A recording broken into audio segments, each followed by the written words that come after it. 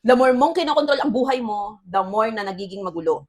Pansin mo yon? At yan ang episode natin sa tanong na, bakit kailangan natin ng Diyos? Episode number 2.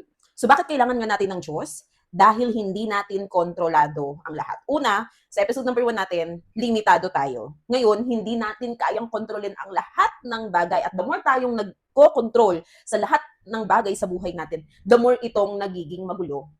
Kaya tandaan natin, hindi natin kontrol ang lahat, hindi mo kontrol ang lahat, pero hawak ng Diyos ang bagay na hindi natin kaya. Napansin mo, ginawa mo na lahat ng effort, pero may mga bagay na talagang hindi sumusunod ayon sa gusto mo. May mga planong hindi natutupad, may mga pintong hindi nagbubukas, at may mga prayers na parang walang nangyayari. Parang walang sagot. Malinaw na hindi natin hawak ang lahat ng sitwasyon sa buhay natin. God sees the full picture, pero tayo, ang nakikita lang natin, isang corner lang. So, saan dapat tayo magtiwala? Sa sarili nating kontrol o sa kontrol ng Diyos sa buhay natin? Kaya mapapansin natin, limitado nga yung nakikita natin eh. Limitado yung kakayanan natin. Pero ang Diyos, lahat nakikita niya at mas alam niya yung the best para sa atin. Kaya huwag kang magtatampo kung may mga prayer na hindi nasagot agad.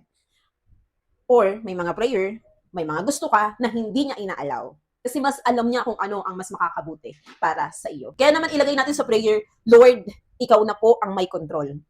I-surrender natin lahat sa Diyos ng mga bagay na ninanais natin na mas alam ng Diyos kung ano ang mas makakabuti para sa atin. Ito, favorite verse ko to at lagi ko itong nababanggit sa vlog natin, sa ating mga episodes. At sabi sa Bible, sabi sa Proverbs 3:5-6, trust in the Lord with all your heart and lean not on your own understanding. In all your ways, acknowledge Him and He will make your path straight. So lahat ng gusto mong mangyari at gustong-gusto mong kontrolin, this time, sabihin mo sa Panginoon, Lord, I trust You. Tandaan mo sa dulo, He will make your path straight. So yung mga kinokontrol natin na nagiging magulo, kapag sinorender natin yan kay Lord, nagiging maayos at magiging maayos ang lahat. I challenge you, i-share mo ito doon sa kakilala mo o kaibigan mo, kapamilya mo, na kinokontrol ang lahat sa buhay niya, kaya lalong nagiging magulo.